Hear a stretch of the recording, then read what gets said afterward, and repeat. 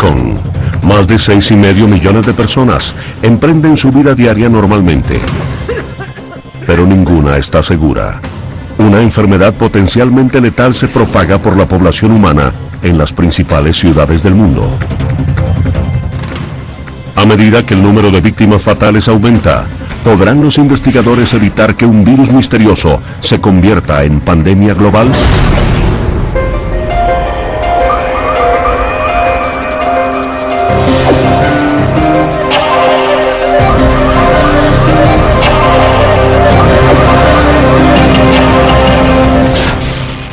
Investigación sobre epidemias.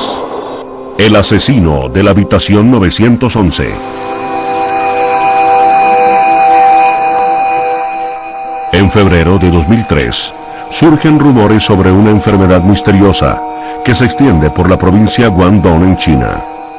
Bajo presión de las organizaciones de salud, el gobierno chino anuncia la causa de la epidemia como neumonía atípica.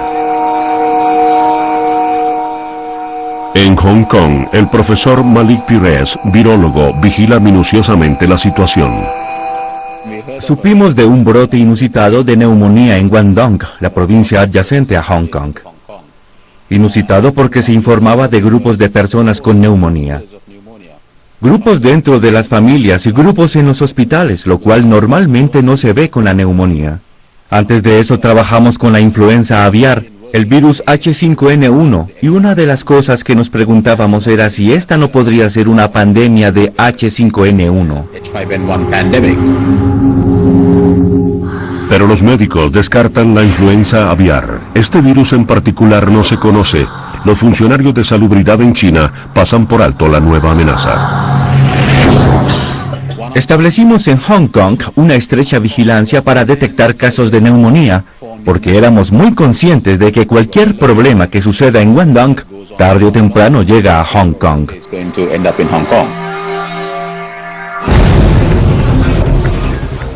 En menos de un mes, los extraños síntomas de esta especie de neumonía se registran en los hospitales de Hong Kong.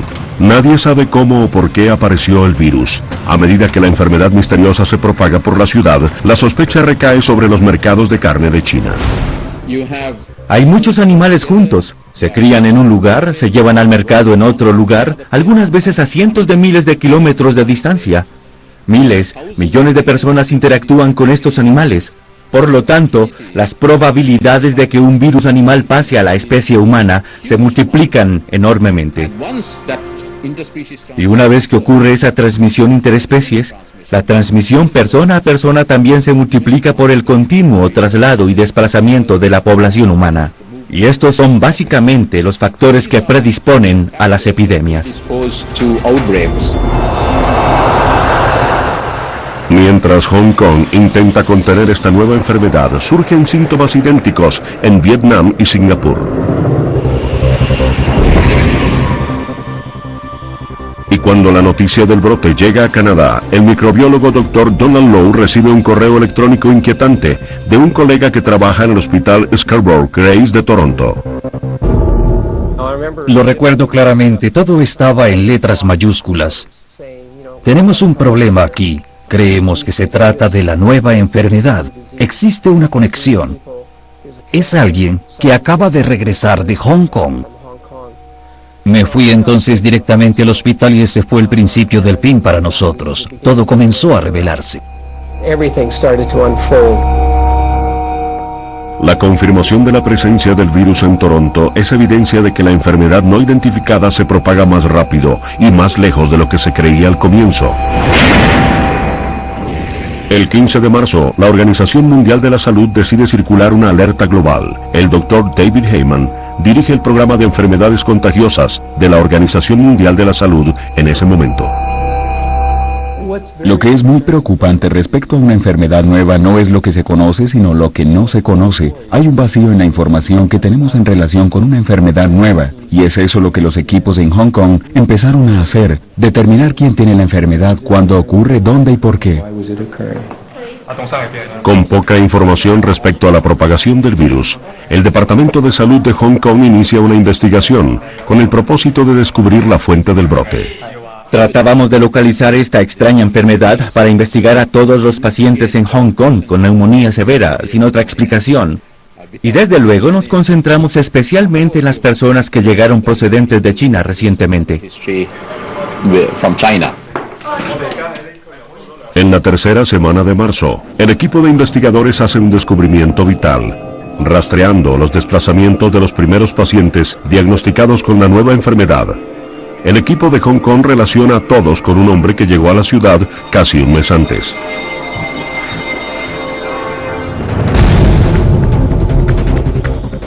El 21 de febrero, un autobús con una carga mortal recorrió el camino desde la provincia de Guangdong hasta el corazón de una de las ciudades más densamente pobladas del mundo, Hong Kong.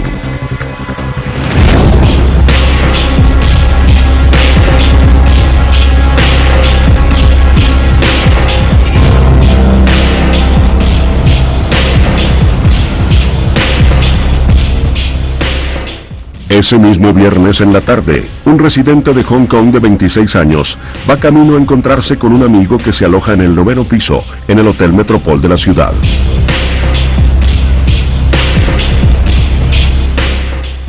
En el popular hotel también se hospeda un profesor de 64 años, el Dr. Liu Yandu, quien acaba de llegar de Guangdong.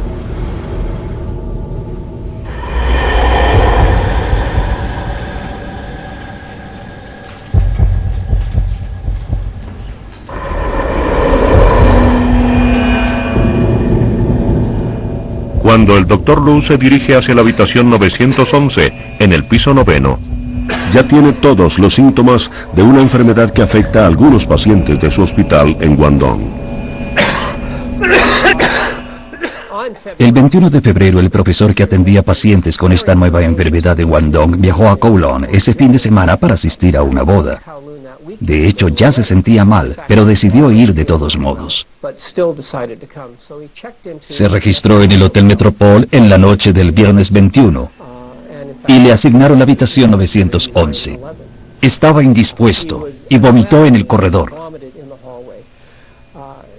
Limpió la alfombra. 2 meses después se encontró y se pudo aislar el virus ARN de esa alfombra.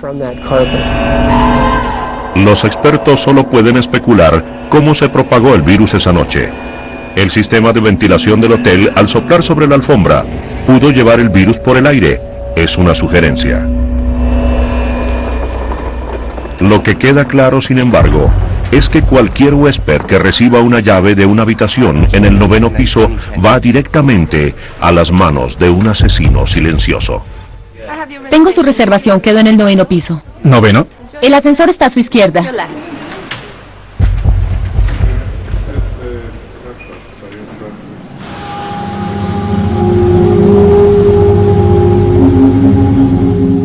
Dentro de la habitación 911 del Hotel Metropol, la enfermedad del Dr. Liu empeora.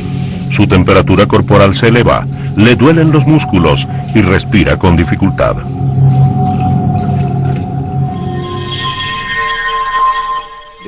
Las manifestaciones clínicas principales son de neumonía y lo que mata al paciente es la neumonía. Pero encontramos, para sorpresa nuestra, que el virus no solamente estaba presente en el tracto respiratorio o los pulmones, también estaba presente en las heces y en la orina. Esto sugería que la enfermedad recorría todo el cuerpo.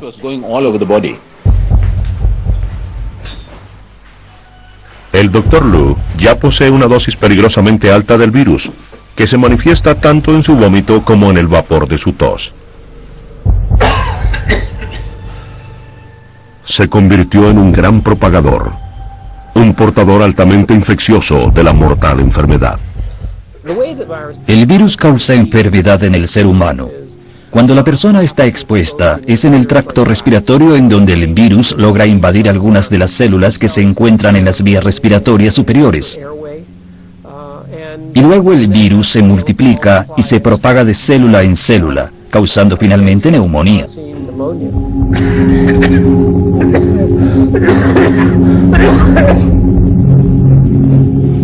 Mientras el Dr. Liu soporta una noche terrible en su habitación, el virus sale del hotel. El joven residente de Hong Kong camina por las congestionadas calles sin imaginarse que su breve visita a un amigo en el Hotel Metropole pondrá a la ciudad de rodillas.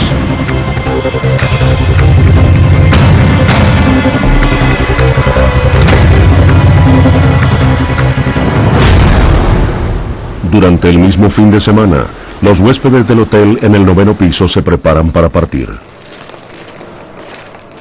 La residente canadiense Kwang Si-Chu empaca sus maletas para volar de regreso a su hogar en Toronto. El chino estadounidense Johnny Chen sigue su viaje de negocios por el sureste de Asia. Entretanto, el Dr. Lu decide suspender sus planes de asistir a la boda para buscar asistencia médica en un hospital local.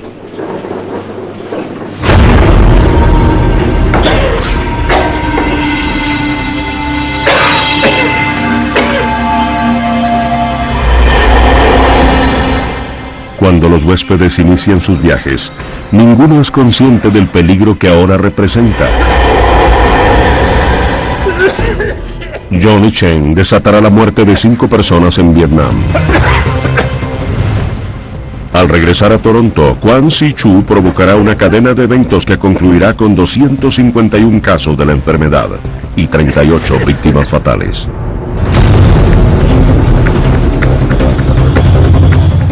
Ese mismo día regresa también a casa Esther Mok, azafata de Singapore Air. Esther será luego la primera paciente en ser diagnosticada con el virus en Singapur. Las enfermedades infecciosas nuevas que se presentan en un país son una amenaza para el resto del mundo. Una persona que se infecte en el lugar y en el momento adecuados puede causar que esa enfermedad se propague en el mundo.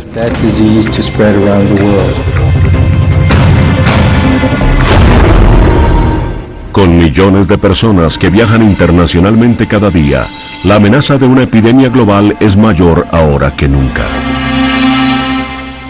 Gracias. Adiós. Desde Hong Kong, unos individuos inocentes relacionados únicamente por las circunstancias amenazan con causar un grave desastre humano y económico.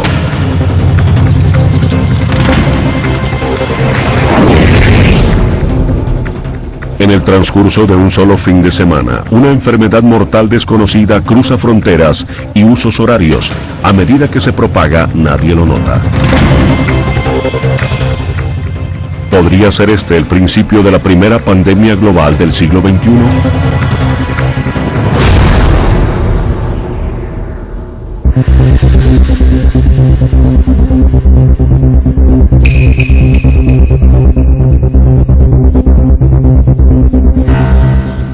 En el hospital Kwong Hua de Hong Kong, un paciente hace una aterradora revelación.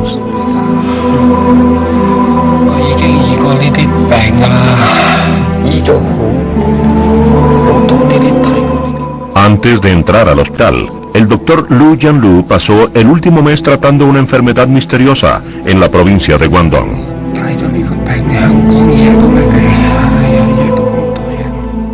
Ahora se da cuenta de que él también es víctima de la misma enfermedad. Pero su confesión a los médicos llega demasiado tarde.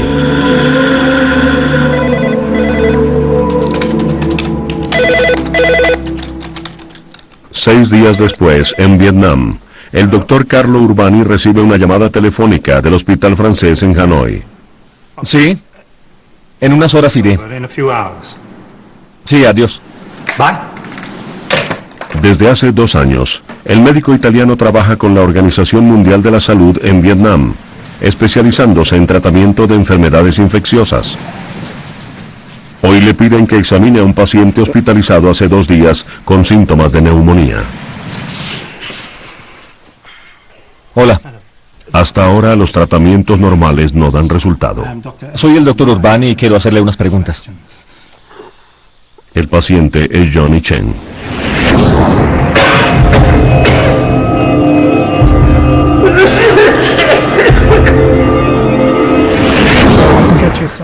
Después de llegar a Vietnam en viaje de negocios, Chen desarrolló una fiebre alta. Cuando el doctor Urbani llega al hospital de Hanoi, Chen lucha por respirar.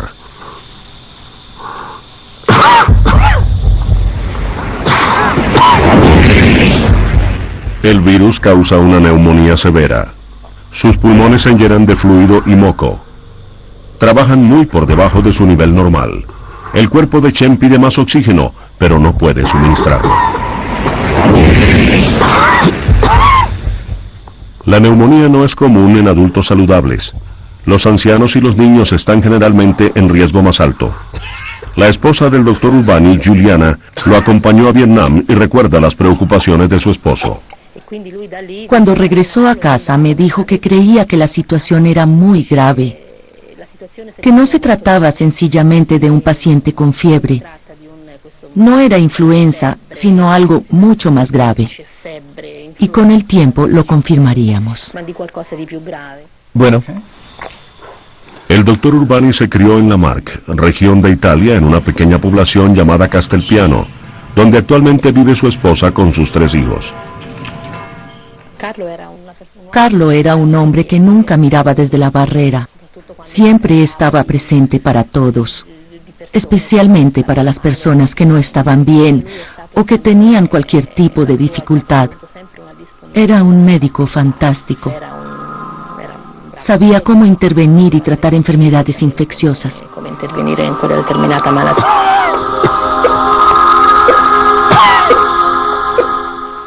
Mientras la situación en Hanoi se hace más crítica por horas. A 13.000 kilómetros de distancia, en Toronto, Kwan Si-Chu recién llega a casa de su viaje a Hong Kong. Ingresa a un hospital local, acompañada por su hijo, Se Chi-Kwai.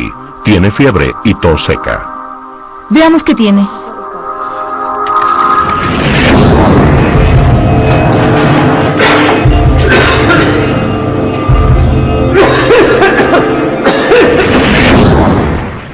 Un médico local la examina.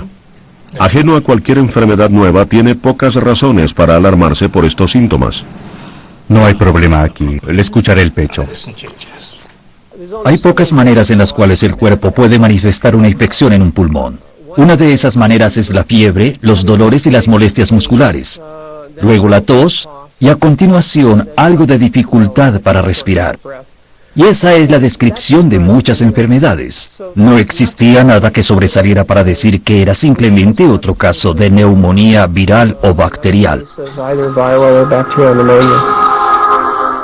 El médico le formula antibióticos a la abuela de 78 años y luego la envía a casa. Como resultado, esto fue lo que sucedió en Toronto. Una persona que regresó a Toronto el 23 de febrero causó posteriormente 2 oleadas de brote.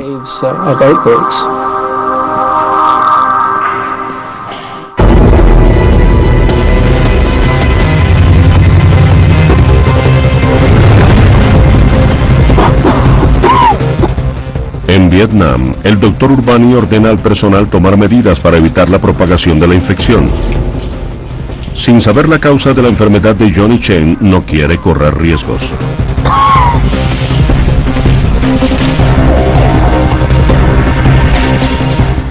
Pero ya es demasiado tarde. Los trabajadores de salud del hospital desarrollan indicios de la enfermedad. La situación empieza a salirse de control. Cuando todo empezaba, le dije a Carlo, tenemos 3 hijos y esta es una situación muy grave para nosotros. Es una situación realmente peligrosa. Tenemos que hacer algo. Me pidió que mantuviera la calma, que no había problema por el momento. Me dijo, llevo muchos años trabajando con enfermedades infecciosas.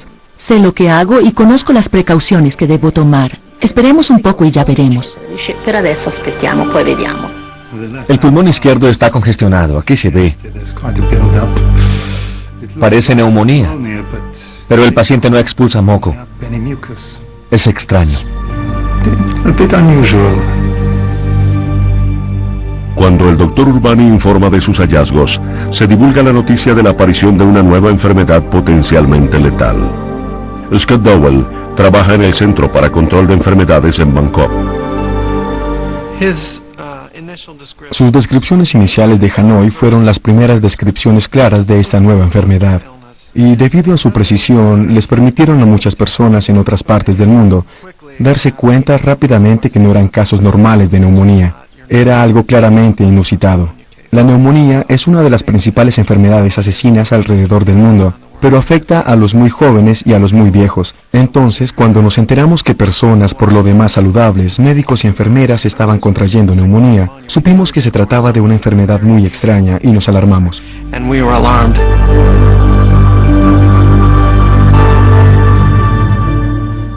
Mientras el doctor Urbani trabaja día y noche para contener la epidemia, en Canadá la enfermedad recorre la ciudad silenciosamente. 10 días después de llegar de Hong Kong, Kwan Si-chu muere en su casa, en los suburbios de Toronto. Un ataque cardíaco se da como la posible causa de muerte. Por medio de investigaciones posteriores, el Dr. Donald Low reconstruye la serie de eventos por medio de los cuales Kwan Si-chu se convirtió en la primera gran propagadora de Toronto. Su hijo, que vivía con ella, empezó a desarrollar síntomas de una infección en el tracto respiratorio y su familia lo convenció de ir al servicio de urgencias en la noche del 7 de marzo. Acudió entonces al servicio de urgencias del hospital Scarborough Grace, en donde lo atendieron. Se dieron cuenta que estaba muy enfermo y necesitaba hospitalización. Aquí está el servicio de urgencia del hospital Scarborough Grace. Entra aquí, lo evalúan, se dan cuenta que tiene una neumonía grave y no tienen cama para él. Lo dejan en observación y ahí permanece esa noche durante 14 horas.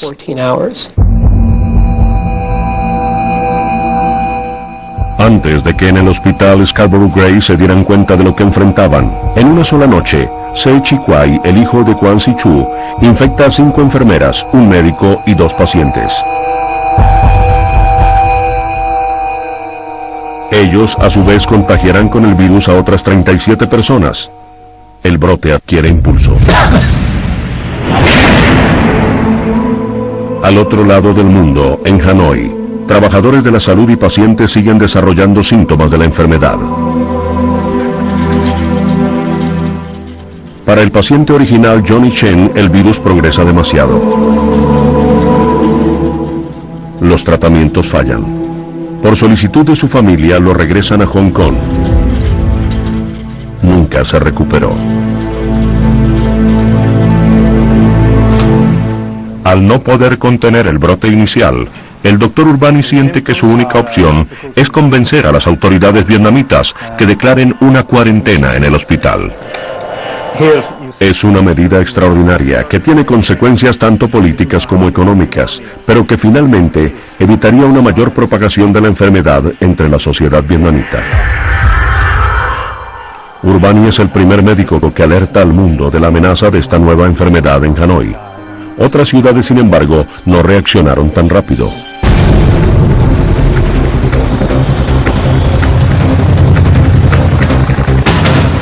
En Hong Kong, 2 semanas después de la estadía del Dr. Lu en el Hospital Metropol, los efectos del virus empiezan a notarse. En el Hospital Príncipe de Gales de la ciudad, un brote de una enfermedad similar a la neumonía afecta al personal y a los pacientes. En el pabellón 8A, 6 días antes, un residente local de 26 años ingresó al pabellón con falla respiratoria.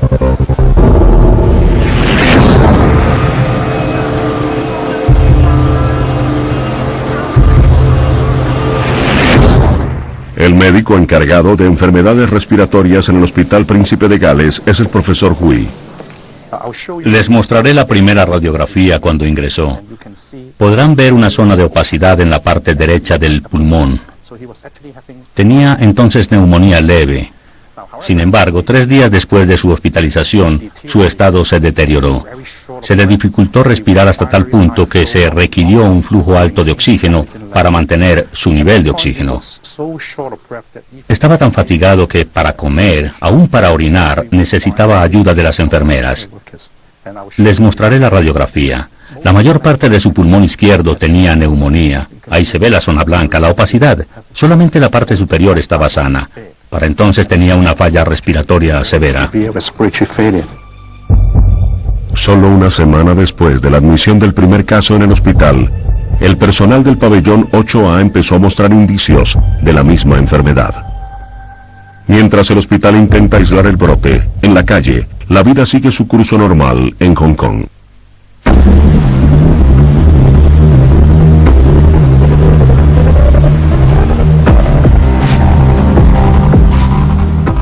Nadie sabe hasta dónde se ha propagado el virus. Mientras los residentes emprenden sus actividades normales, pocos son conscientes de convertirse en un riesgo mayor. El 11 de marzo, 18 días después del brote en el Hotel Metropol, la enfermedad vuelve a atacar. Esta vez, a uno de los hombres que tanto hizo para combatir el virus.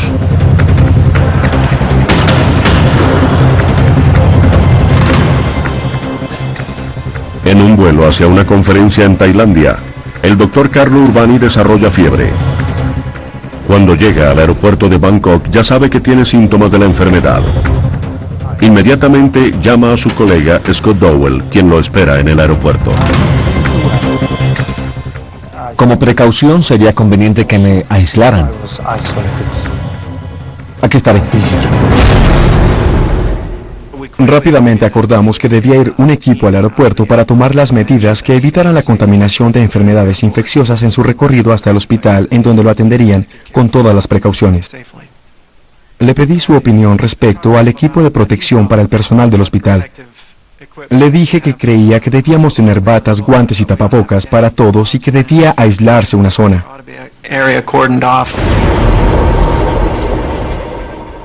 Él contestó, todo eso lo hicimos en Hanoi y creo que estoy enfermo y otras personas también se contagiaron.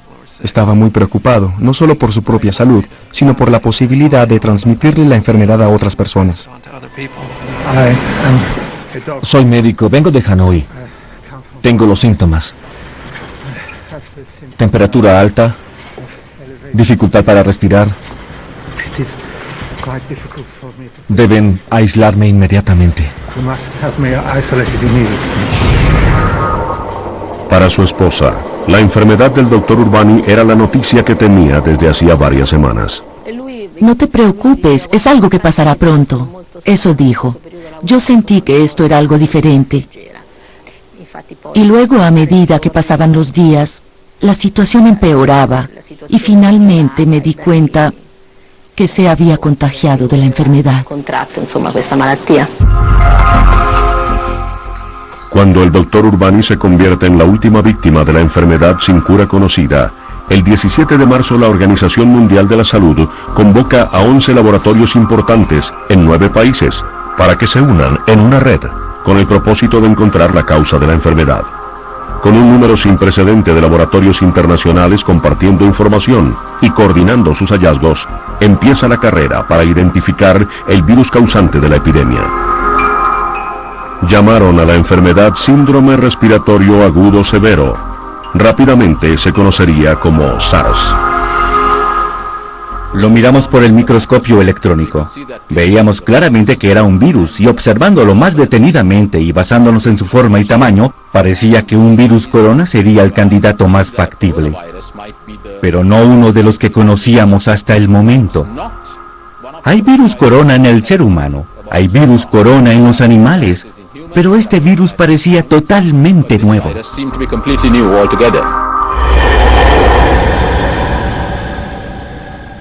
El virus corona, cuyo nombre viene de la corona de proteínas en su superficie, invade células saludables dentro del tracto respiratorio, en donde puede reproducirse.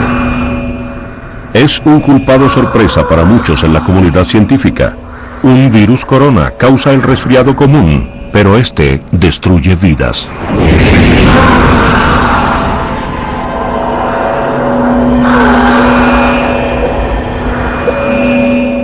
El sistema inmunológico del doctor Urbani está ahora tan débil y sus pulmones tan destruidos por la neumonía que solo un respirador lo mantiene vivo. Mientras el mundo despierta a la amenaza del SARS, los funcionarios de salubridad a través del globo trabajan 24 horas diarias para contener la enfermedad. Durante el último mes, el SARS en gran medida se ha propagado silenciosamente. La lista de personas potencialmente expuestas crece día a día. Desde hace siglos, la humanidad intenta luchar contra la propagación de la enfermedad. Los virus han sido uno de nuestros enemigos más mortales. Los virus son, básicamente, una de las formas más simples de vida. De hecho, podría decirse que escasamente viven, que están en el límite de la vida. Tienen paquetes de información genética, pero no tienen la maquinaria para traducir la información genética en acción. Necesitan infectar una célula para que la célula haga el trabajo por ellos. Lo que intentan hacer los virus, como cualquier otra forma de vida, es perpetuar su especie.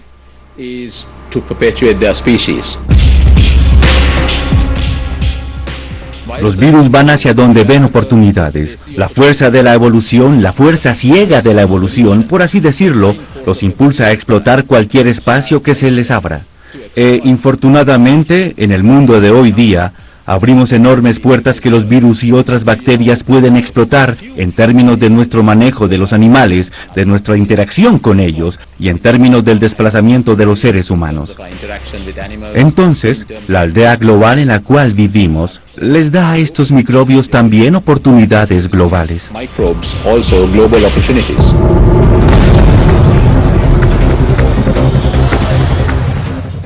Para finales de marzo, Hong Kong está en alerta máxima. El número de casos se eleva y a los turistas se les aconseja mantenerse alejados. Mientras el virus sigue matando, en laboratorios en todo el mundo los científicos dedican su atención a encontrar una cura para la enfermedad. Pero el progreso es lento. Es extremadamente difícil tratar una enfermedad desconocida, porque no sabemos todas las respuestas o conocemos muy pocas. Pero tenemos que comunicarnos con el público en general y darle una certeza de que estamos haciendo algo que finalmente será beneficioso. Y es lo que buscamos, que sea beneficioso. Para los habitantes de Hong Kong, en este momento, la indecisión de funcionarios de salubridad crea un clima de temor, según recuerda demasiado bien la residente y escritora Christine Lo. Primero que todo era lo desconocido, el temor a lo desconocido, y teníamos que unir muchas piezas del rompecabezas para contar la historia. Entonces existió un primer periodo de desesperación y temor. Creo que entre las autoridades también apareció una etapa de negación. ¿Qué es exactamente esto? No se preocupen, estamos a cargo y sabemos lo que hacemos. Sin información sólida sobre la naturaleza de la enfermedad, los residentes intentan protegerse. Las personas usaban tapabocas porque era una pequeña cosa que podían hacer en un momento en el cual sentían que no tenían control. No sabíamos nada de la enfermedad. ¿Qué podíamos hacer como individuos? En realidad, ¿qué podíamos hacer cuando el gobierno y los expertos, los médicos, nos decían que no estaban seguros cuál era esta nueva enfermedad? La única cosa que podíamos hacer era usar tapabocas. Entonces, de pronto todos los comprábamos, todos conocíamos las diferentes clases. Hong Kong se convirtió en una ciudad experta en tapabocas. Los diferentes tipos, la frecuencia del cambio, lo que los niños debían usar, la conveniencia de usar máscaras de gas, en fin, las fotografías entonces eran muy gráficas y le dieron la vuelta al mundo. Hong Kong parece una escena de una película de Hollywood. No obstante los intentos por contener la enfermedad, el virus sigue propagándose. Una ligera tos podría significar la diferencia entre la vida y la muerte. En Toronto, el brote también acapara titulares. Los hospitales están colmados con nuevos casos de la enfermedad. La ciudad se clasificó como zona infectada y los negocios se perjudican. Alan Bonner, asesor en riesgos, observa el desarrollo de la historia en su ciudad natal. En el primer momento apareció mucha información errónea. Los medios de comunicación divulgan cualquier información que tengan y son bastante eficaces en un vacío de verdadera documentación. Sin embargo, en este caso encontraron a un oficial de policía que no dio su nombre, pero que dijo que las muertes podrían ascender a 10,000 con esta epidemia. Lo que sabemos del temor es que las fotografías dramáticas y los informes de los medios tienen tendencia a aumentar el temor muchas veces. Para una persona que vive en Los Ángeles, en Londres o en Tokio o en otro lugar y piensa ir de vacaciones o en un viaje de negocios a Toronto y ve a alguien por televisión con un tapabocas, esa imagen vale por 1000 palabras. tiene la tendencia a encapsular la experiencia de Toronto con el SARS, a aumentar el temor válido de las personas de manera sustancial, hasta que finalmente deja de ser válido. Los temores de Toronto se exageran por el hecho de que los mismos hospitales que intentan tratar a los pacientes con SARS se están convirtiendo en criadero para el virus. Los momentos más difíciles para nosotros en el manejo de la epidemia fueron cuando empezamos a ver colegas enfermos. Los casos en Toronto en un 40% fueron de trabajadores del campo de la salud. Fue muy difícil, porque eran personas a quienes les encomendábamos el cuidado de estos nuevos pacientes con esta nueva enfermedad, y ellos esperaban que nosotros los protegiéramos. Y cuando veíamos que se enfermaban, era desalentador, era increíblemente difícil para la moral. Y lo más sorprendente era que seguían cumpliendo con su deber, seguían trabajando, seguían cuidando a los pacientes con SARS.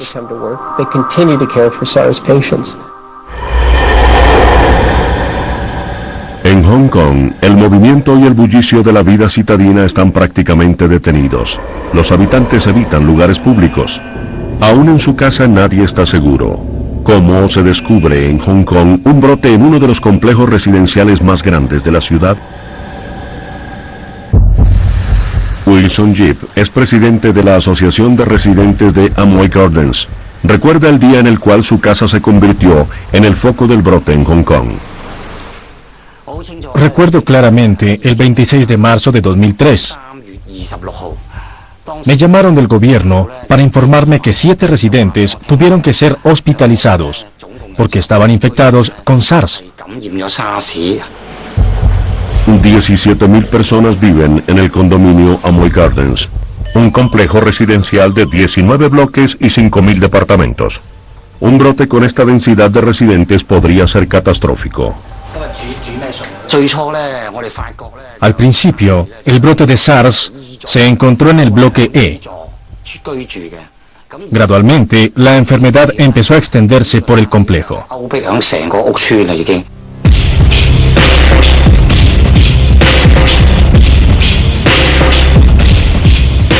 La enfermedad llegó a Amoy Gardens una semana antes, cuando un hombre de 33 años vino de visita al apartamento de su hermano en la torre del bloque E.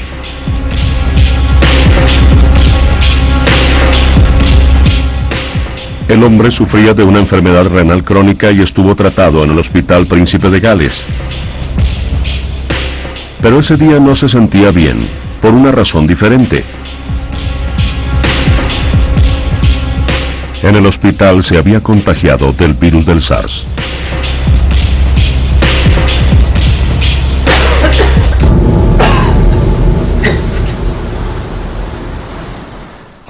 Algunas personas decían que se propagaba por el aire, otras decían que era por el agua que salía de los grifos, otras que era por medio de la saliva cuando la gente hablaba. Existían diferentes rumores. Pero lo que más desconcierta a los funcionarios es la extensión y tamaño de la epidemia. El portador inicial del SARS sufría de diarrea. Los investigadores creen que el sistema de alcantarillado en el bloque E pudo contribuir al brote. Gotas virales en el alcantarillado podrían contaminar el sistema del flujo de aire que circula por todo el bloque. En ese momento, Amoy Gardens podía describirse como una ciudad muerta.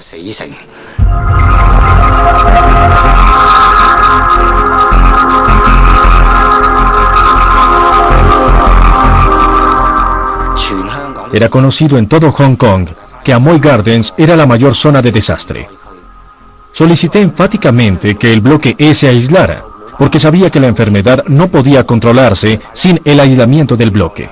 Todos sabían que su familia podía infectarse si alguno se contagiaba del SARS. El SARS era como una bomba. A las personas portadoras de la bomba no debía permitírseles su permanencia en la comunidad.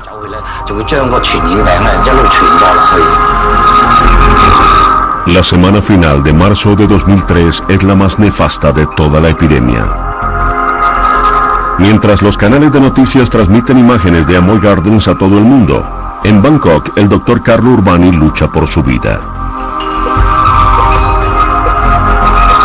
Al aislarse salvó la vida a su familia y a otros trabajadores del campo de la salud. Pero después de 18 días de soportar la enfermedad bajo la mirada de su esposa Juliana, el doctor Urbani sufre 2 ataques cardíacos masivos. El médico que alertó al mundo de la nueva enfermedad se convierte ahora en su última víctima fatal. No volví al hospital después de que Carlos sufrió los ataques cardíacos. No tenía sentido ir. Quería recordar a mi esposo cuando lo vi en el hospital por primera vez, no conectado a todas las máquinas y equipos. Estaba en coma y no me podía ver. No era bueno que yo estuviera ahí, así era mejor para los dos.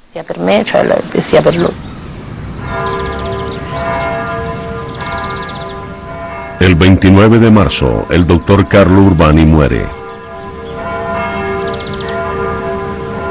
Juliana y sus 3 hijos regresan a Italia. Cuando Carlo murió, me di cuenta de todo lo positivo que hizo. E incluso él captó la grandeza de lo que hizo por ayudar a los demás. Los mismos médicos dijeron que, gracias a él, se salvaron muchas vidas.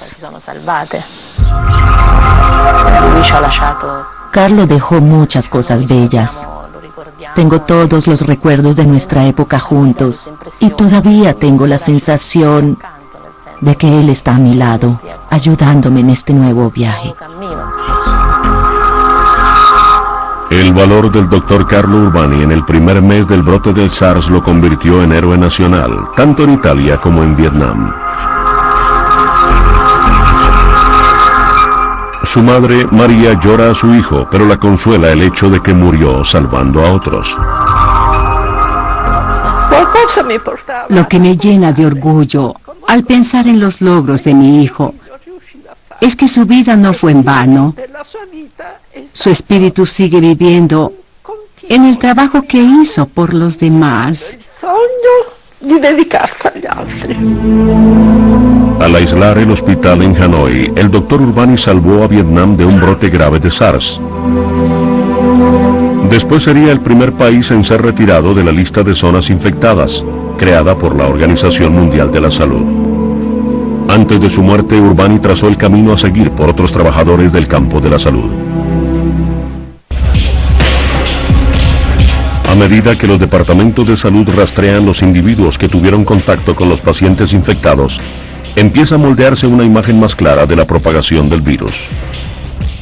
Los temores de que el virus suspendido en el aire pudiera propagarse fácilmente entre la población no se materializan. Los expertos descubren que el virus no es tan infeccioso como se creyó en un comienzo. Este factor solamente es una cuerda salvavidas vital. Afortunadamente, cuando miramos atrás al SARS, nos damos cuenta de que tuvimos suerte. Pudimos contenerlo porque no era muy infeccioso. Lo era solamente en los hospitales, en donde había pacientes muy enfermos con SARS y con una enorme cantidad de virus en el tracto respiratorio. Como resultado, se transmitió a los trabajadores del campo de la salud, a los familiares y a las personas que entraban en contacto con el virus.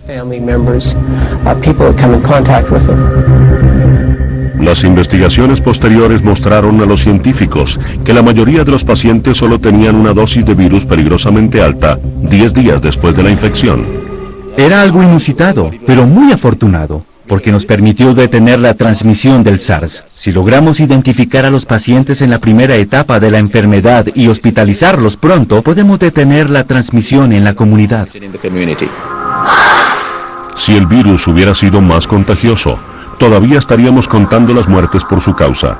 Por suerte para el mundo, las medidas anticuadas de la cuarentena resultaron un fuerte descenso en nuevos casos entre mayo y junio de 2003. No se encontró una cura para el SARS.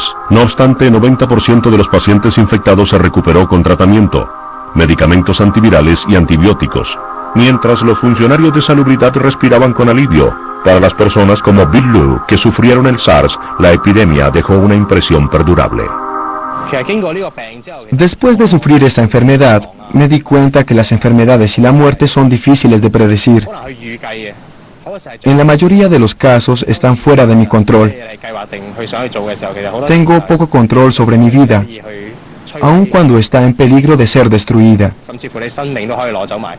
Me di cuenta que debía llevar una vida feliz, no obstante las circunstancias, y que debía apreciar y disfrutar todo lo que tengo en el momento.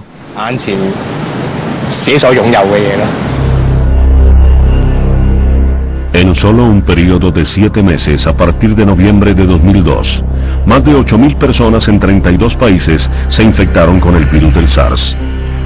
Cerca de 800 personas murieron a causa de la enfermedad. Para julio de 2003, al final de estos 7 meses, los departamentos de salud lograron detener la transmisión del SARS. Sin nuevos casos registrados, el brote finalmente estaba contenido. La transferencia animal a ser humano de un virus corona microscópico causó la muerte a escala global. Hoy día los únicos rastros del virus están encerrados en laboratorios. Pero para las ciudades en el centro de la epidemia, el costo del SARS fue inmenso. Actualmente alguien estornuda en Hong Kong y de pronto la gente que trabaja en el negocio de los restaurantes recibe notificaciones de despido en Toronto. O quizá se cancelen convenciones allí. Alguien se enferma en África, aborda un avión y el virus puede llegar rápidamente a Nueva York. Uno de los precios que pagamos por la era moderna con el transporte moderno es que no hay lugar seguro, no hay dónde esconderse, no hay nada gratis.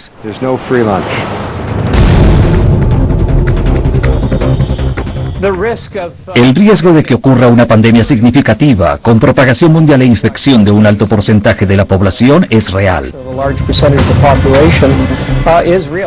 Con una influenza pandémica, si llegara a ocurrir, las proyecciones son de carácter mundial. Ocurrirá en un periodo de 6 meses o menos, afectará a un 20 o 30% de la población global y habrá una significativa tasa de mortalidad relacionada con la enfermedad. El SARS no fue la pandemia global que muchos temían. Pero las lecciones por los eventos del año 2003 todavía se están aprendiendo. A medida que la sociedad moderna despierta a la amenaza de estas nuevas enfermedades, las organizaciones de salud en todo el mundo se preparan para la próxima epidemia, quizá más mortal.